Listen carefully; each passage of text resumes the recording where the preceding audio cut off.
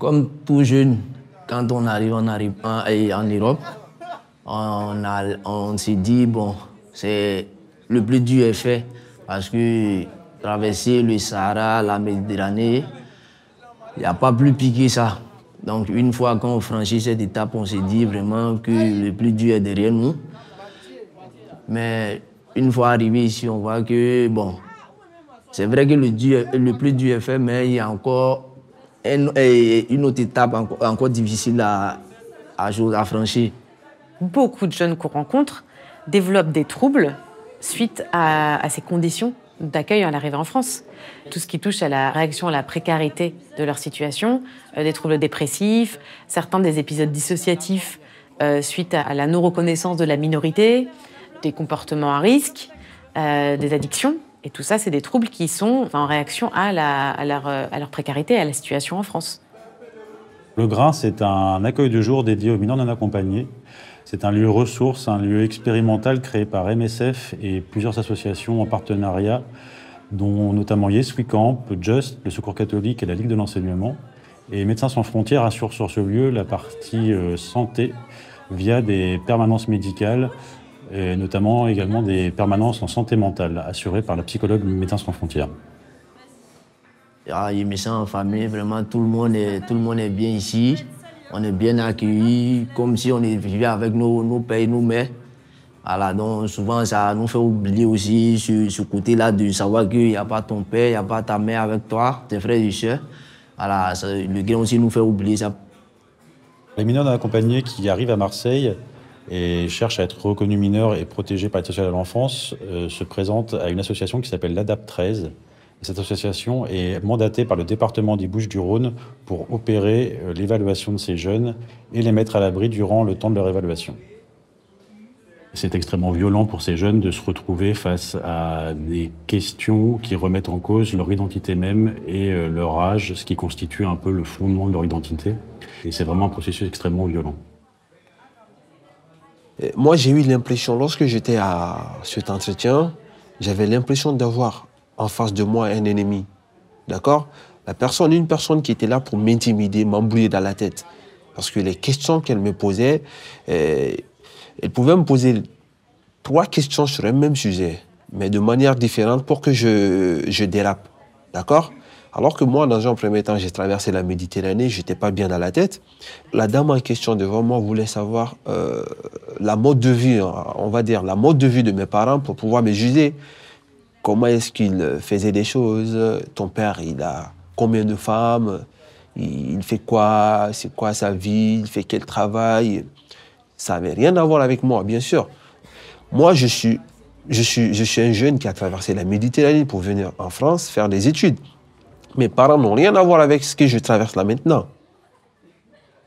Dans le cas des jeunes qui arrivent et qui se déclarent mineurs et qui passent l'évaluation de minorité, il y a cette incompréhension totale d'un fonctionnement d'un système qui tout d'un coup vient presque mettre en doute potentiellement ce qu'ils amènent comme étant leur histoire et leur âge, et qui derrière du coup ne viennent pas proposer une prise en charge parce que ne reconnaissant pas leur histoire, leur âge.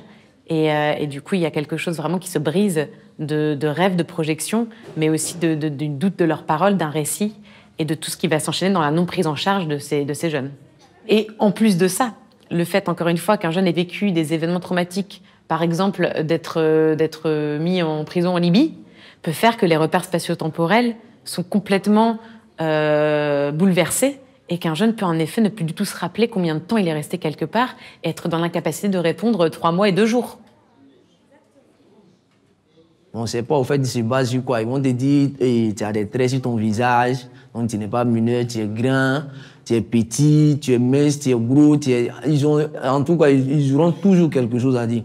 Pourtant, même dans le lycée que je suis, je vois des jeunes de 16 ans, moi j'ai 17 ans, je vois des jeunes de 16 ans, 15 ans, qui sont plus grands que moi, qui sont plus gros que moi, mais ils sont mineurs.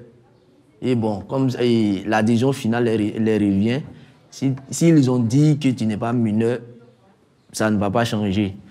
On ne peut rien faire comme ça.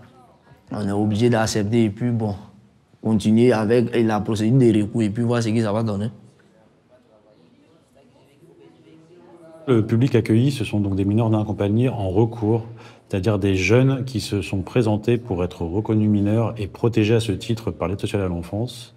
Or, ces jeunes, lors de l'évaluation administrative qui est faite par le département des Bouches-du-Rhône, n'ont pas été reconnus mineurs. Ils exercent donc un droit de recours devant la justice pour être reconnus mineurs. Pendant leur période de recours, ces jeunes ne sont pas pris en charge, du coup ils sont livrés à eux-mêmes et donc exposés à tous les risques possibles de cette situation de jeunes vulnérables en situation d'errance. C'est-à-dire qu'ils peuvent être confrontés notamment à des personnes mal intentionnées et qui les exposent à des abus de toutes sortes, mais également à des réseaux. Ces jeunes se retrouvent confrontés à un parcours de justice qui peut durer plus d'une année. Pour le logement, on dormait à Saint-Charles, à la gare. Il y a des jeunes qui m'ont vu, qui m'ont dit de venir dormir avec eux. J'étais dans un squat. Et c'est après que je suis allé dans le squat. Et on dormait ensemble jusqu'à ce que j'ai une place à l'hôtel. Et après, quand ils m'ont mis dehors, je me suis retenu dans le squat. Et après, la mairie et la préfecture ont décidé d'expulser ces squats sans encore nous donner de solution et en nous laissant dans la rue.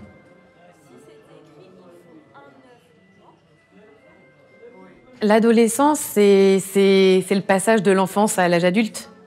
C'est une période qui est délicate parce qu'il y a beaucoup de bouleversements qui se font, psychiques, physiologiques, cognitifs. Il y en a pour qui ça a été traumatique de se retrouver quelques nuits à la rue. J'ai des jeunes qui me racontent le froid, la nécessité de devoir faire les poubelles pour trouver à manger, de ne pas savoir à qui faire confiance. Au début, je me suis rendu compte que les premiers qui venaient dans la cuisine, c'était vraiment un sas pour les plus timides. Ceux qui avaient du mal un peu à sociabiliser, ils venaient en cuisine. Et petit à petit, je les voyais quitter ma cuisine parce qu'ils s'étaient fait des potes. Trop contente que je me dis, ok, ils quittent la cuisine, c'est parce qu'ils s'est fait des copains. Et du coup, ça leur permet de créer des liens, de retrouver des personnes qui parlent la même langue qu'eux. Et ouais, ça les éloigne de plein de choses qui sont pas cool dans leur parcours administratif et migratoire. Bon, au grain, c'est un endroit vraiment qui me permet vraiment de choses, de déstresser, vraiment, d'être vraiment dans la joie, de ne pas penser à mes problèmes, d'être un peu dans la joie.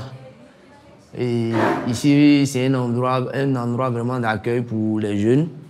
Bon, surtout pour les jeunes qui sont en situation de recours, qui n'ont pas d'autres solutions.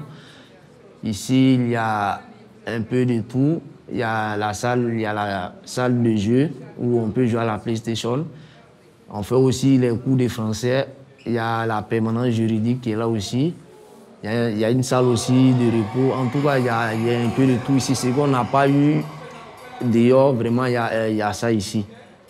Donc bon, ici on se rencontre aussi entre jeunes, peut-être du même pays, ou soit peut-être d'autres se sont rencontrés sur la route et puis se revoient ici encore. Bon, en tout cas, c'est un endroit vraiment qui a le mérite d'être là.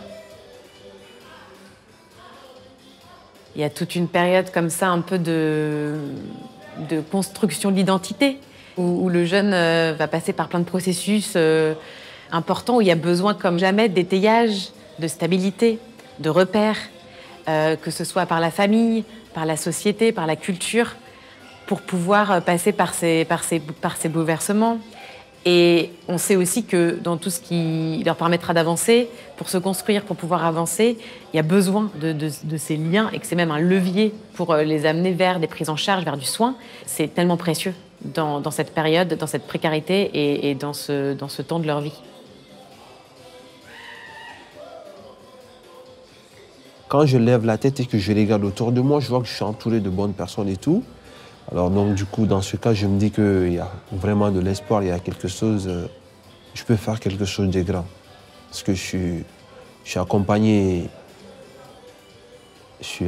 par des bonnes personnes.